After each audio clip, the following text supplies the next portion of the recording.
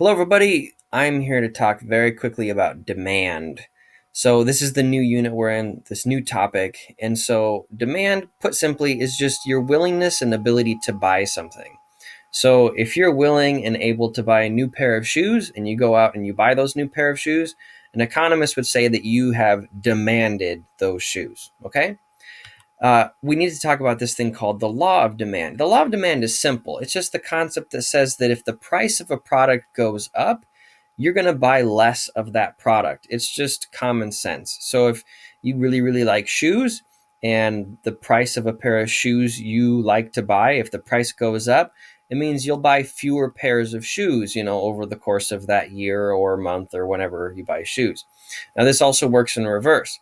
So if the price of your product goes down, well, then you'll buy more of the product. If something's less expensive, you can afford more of it and you'll go ahead and spend the money and get it.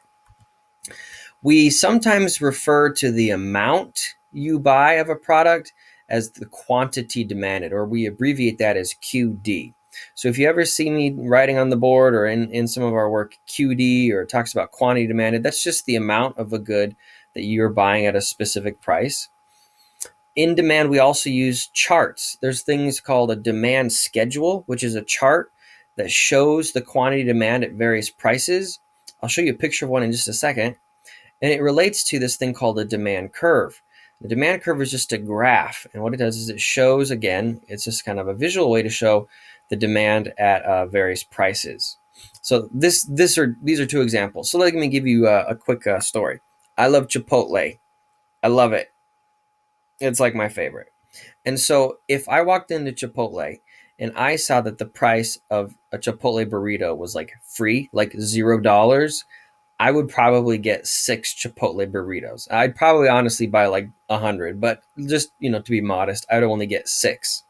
So what this is going to mean is that at a price of $0, I buy 6. That's my quantity demanded. Now I can take that information and I can put it on a set of axes where I have a price along the up and down axis and the quantity along the bottom.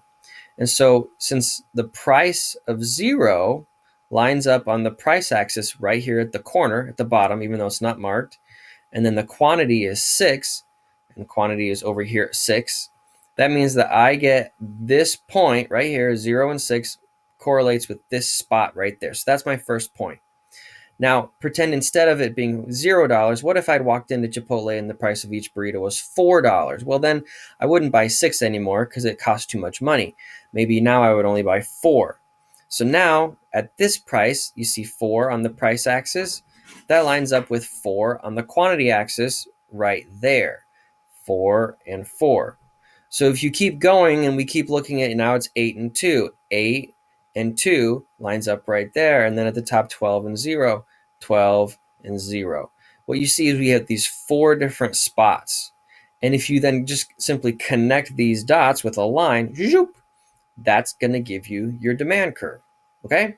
So again, these schedules, which are just a chart that show you at different prices how many of your product you would buy, you can then translate these into points on this set of axes, and you can create a demand curve. All right, that's everything for now. Thanks for listening.